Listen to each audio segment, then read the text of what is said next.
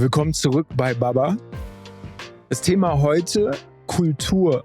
In der Regel gleichen sich ja Unternehmen in dem, was sie tun, egal ob Dienstleister, industrielle oder produzierende Unternehmen. Sehr häufig ist das Produkt sehr ähnlich und den Unterschied, den du machen kannst, ist in der Regel durch Kultur, durch Unternehmenskultur. Und das klingt für den einen oder anderen dann vielleicht so ein bisschen nach Sekte oder so, gerade wenn du eine sehr starke Kultur hast, die einnehmend vielleicht auch sein kann.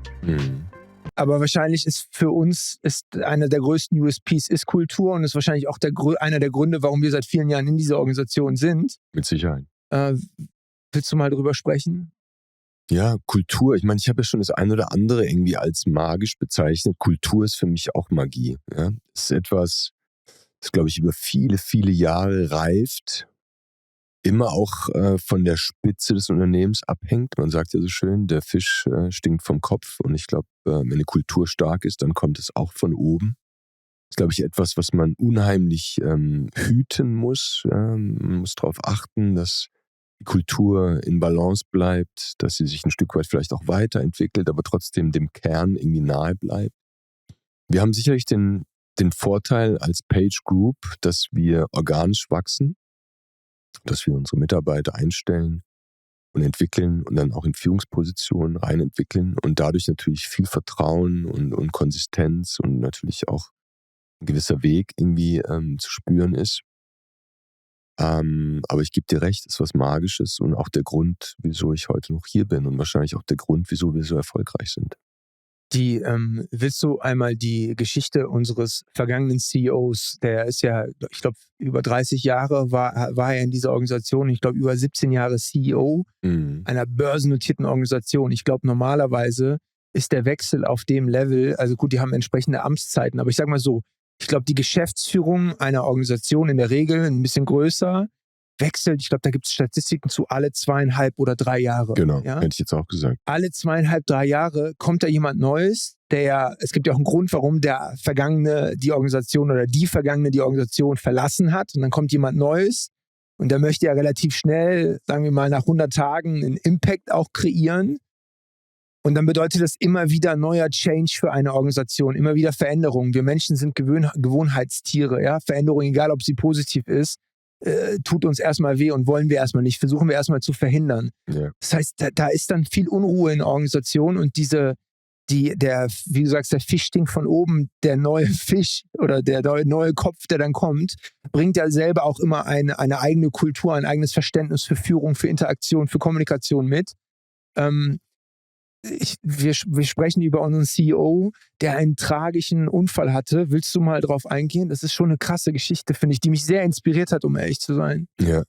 Er war wie so ein Vater. Er hat uns irgendwo begleitet, hat uns erzogen, hat uns in schwierigen Momenten auch wirklich starkes Feedback gegeben. Ich erinnere mich da an so eine Party, die vor ein paar Jahren in Frankfurt stattgefunden hat, die so ein bisschen aus dem Ruder gelaufen ist. Da war er gerade unterwegs von Brasilien zurück nach England. Er ist Engländer. Hat mich dann angerufen, als er gelandet ist und mir ein bisschen erzählt, wie man so ein Office zu führen hat. Ich war selbst im Urlaub, aber habe verpasst, wahrscheinlich die Verantwortung an eine Person zu übertragen.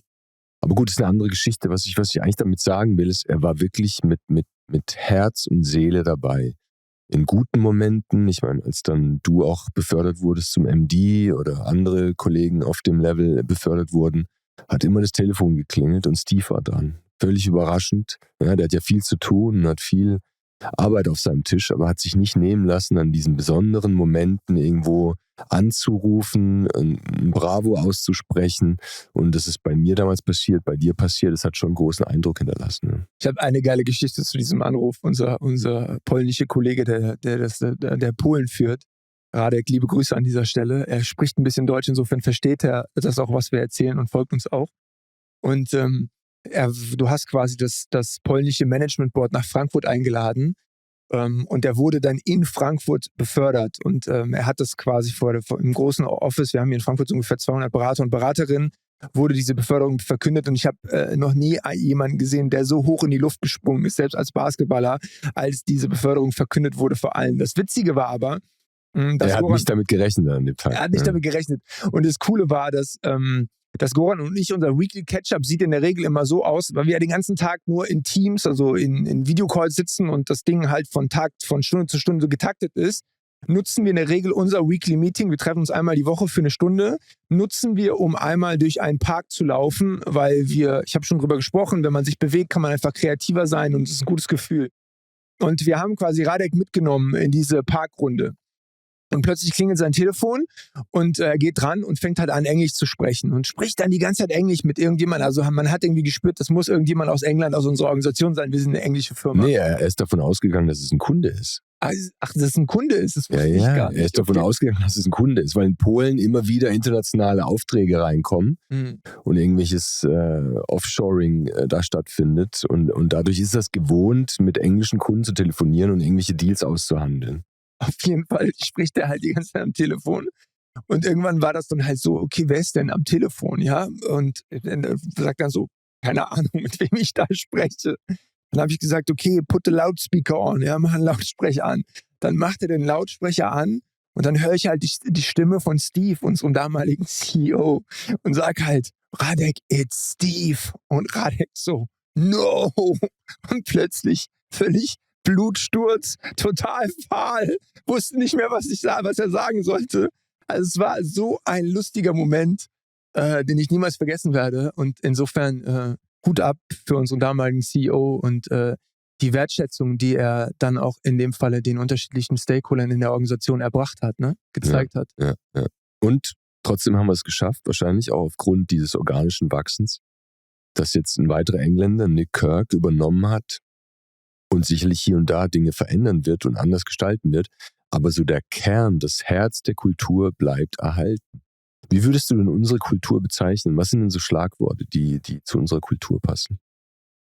Natürlich High-Performance-Mentalität. Ja, also wenn ich jetzt in eine Organisation komme und ich habe Karrieregedanken und ich will vorankommen, das ist jetzt übrigens keine Werbung irgendwie für unsere Organisation. Wir sprechen einfach nur davon, was, finde ich, gute Kultur ausmacht. Aber High Performance bedeutet ja vor allen Dingen, du kommst in ein Umfeld, du bist motiviert, du willst Gas geben und dann gibt es da vielleicht Menschen, die dich hemmen und sagen, hey, mein Freund, mach mal langsam hier, so schnell wird das hier nicht gemacht. Du setzt das gesamte Team damit unter Druck, wenn du jetzt hier so schnell gewisse Arbeiten oder Projekte erledigst. Das wird nicht funktionieren. Menschen werden unzufrieden sein, wenn eine Organisation lahmt inhaltlich oder in der Schnelligkeit, in der irgendwie die Tagesarbeit vollbracht wird, ja. Ein Tag muss eigentlich fliegen. Die besten Tage sind die, in denen du eigentlich nicht auf die Uhr schauen musst, sondern das Ding einfach sehr, sehr schnell vergeht. Ich glaube, es gibt nichts Schlimmeres als Boredom auf der Arbeit. Wenn du versuchst, Zeit totzuschlagen, dann ist das ganz schlimm und das spricht nicht für gute Unternehmenskultur. Insofern High Performance, ja, es ist immer einfach zu sagen, ja, die sitzen da, die Geschäftsführer und sprechen jetzt über High Performance, weil sie natürlich wollen, dass ihre Organisation Umsatzwachstums und so weiter, Umsatzwachstum produziert. Aber am Ende hat das nichts damit zu tun, sondern du brauchst einfach ein Umfeld, das getrieben ist oder das in dem eine gewisse Power, eine gewisse Energie steckt. Das ist wahrscheinlich so ein Thema. Ja, dass alle die gleichen Möglichkeiten haben. Ich meine, ich bin Geschäftsführer und mein Name Goran Baric ist jetzt nicht sehr, sehr deutsch. Ja. Ich bin in einer deutschen GmbH Geschäftsführer und ich bin es geworden, weil ich wahrscheinlich die beste Leistung gebracht habe, am besten qualifiziert war für den Job. Aber unabhängig jetzt von meinem Status, wo komme ich her, wo bin ich groß geworden, was haben meine Eltern gemacht, etc. Und ich glaube, darauf können wir auch sehr, sehr stolz sein. Also egal, wer du bist, wie du aussiehst, welches Geschlecht, welche Hautfarbe, welche Religion, welche Ethnie, das spielt bei Page keine Rolle, bei der Page Group. Ja? Der Beste bekommt den höchsten Job. Und das ist etwas wahrscheinlich auch das Umfeld sehr, sehr motiviert nach vorne bringt. Ja. Wenn wir von der Fisch stinkt vom Kopf, wie wichtig sind die Führungskräfte, die du pickst für das Kreieren einer Kultur? Natürlich, das A und O. Ja. Ich glaube, was wir auch gut gemacht haben in der Vergangenheit, wir haben uns immer wieder auch von Leuten getrennt, die zwar gute High-Performance abgeliefert haben, aber die Werte und diese Kultur nicht unterstützt haben, sondern immer nur me, myself and I.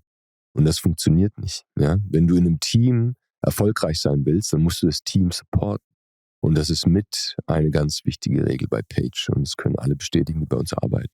Das ist ein großes Risiko, ne? Weil der weil der Erfolg, also der Umsatz, der generiert wird, auf der einzelnen Person so groß ist, dass man Angst haben könnte, diesen Umsatz oder die einhergehende Performance-Produktivität damit zu verlieren.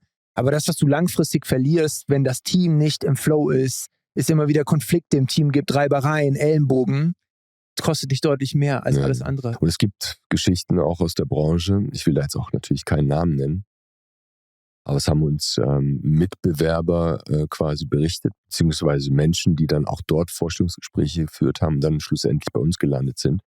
Was wir gerne in der Branche organisieren, sind Probetage, ja, weil die Branche doch noch relativ jung, unterentwickelt ist, relativ junior ist, viel nicht bekannt ist, sodass dann eben potenzielle Mitarbeiterinnen und Mitarbeiter gerne mal für einen Tag reinkommen, sich das mal anschauen, die Leute kennenlernen, reinschnuppern, den Job eigentlich im Grunde genommen in der Realität kennenlernen. Und da haben wir schon Geschichten gehört, dass beim Wettbewerber quasi die aktuellen Mitarbeiter mehr oder weniger hinterm Rücken der Vorgesetzten den Leuten ein Signal gegeben haben, komm hier nicht her, hier ist es nicht schön.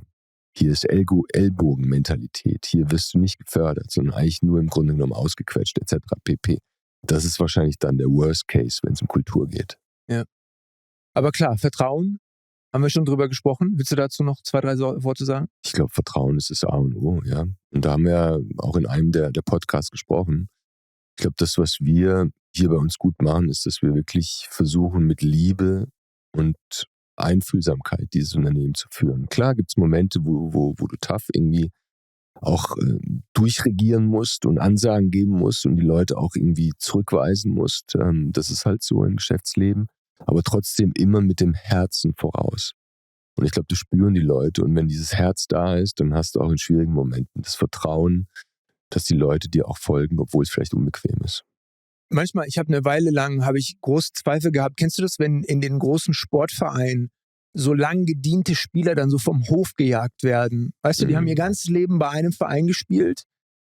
Ich erlebe das irgendwie, das ist sensationell. Der Besitzer der Dallas Mavericks, ein Milliardär, wie gesagt, hat die Dallas Mavericks vor einigen Jahren gekauft. Dirk Nowitzki, ein deutscher Spieler, hat lange Zeit seine ganze Karriere für sie gespielt, hat auch eine Meisterschaft gewonnen. Ja. Du siehst auch, wie viele Fails man braucht, um am Ende eine Meisterschaft zu gewinnen. Also das spricht ja für jedes Team. Um am Ende erfolgreich zu sein, musst du halt durch Trials gehen, durch Schwierigkeiten laufen, Wellen nehmen, um dann dahin zu kommen.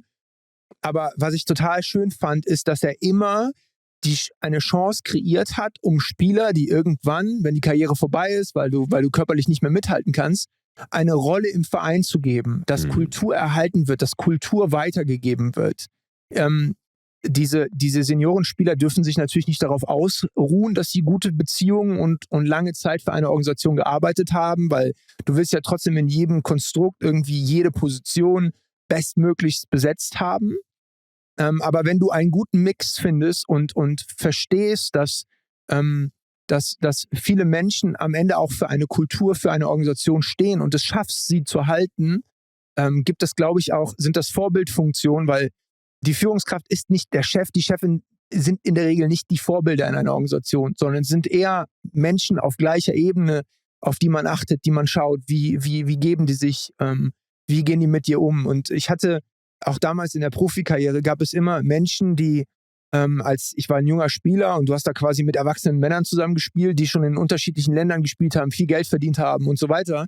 Und die sind dann im Training, sind sie zu dir gekommen und haben sich neben dich gesetzt und haben dir aufs Bein geklopft und haben gesagt, du Mai, guck mal, in der und der Situation musst du so handeln, Kopf hoch, da läufst du da lang und da ist der Raum, den du finden kannst. Und dann gab es absolute Arschlöcher, die jungen Spieler völlig ignoriert haben, nicht mal gegrüßt haben. Und das macht eine Organisation kaputt. Ja. Von daher Augen auf bei der Berufswahl und auch bei der Wahl des nächsten Arbeitgebers. Stellt durchaus gerne mal die Frage, was für eine Kultur herrscht hier im Unternehmen? Und seid mal gespannt und neugierig auf die Antworten. Gibt es da überhaupt eine Antwort? Gibt es da Antworten drauf? Oder wissen die Leute vielleicht selbst gar nicht, was die eigene Kultur ausmacht? Und dann wäre ich wahrscheinlich vorsichtig mit der Wahl dort. Ja. Ich hoffe, wir konnten ein bisschen was mitgeben zum Thema Kultur und freuen uns auf die nächste Folge von Baba. Bis bald. Bis bald.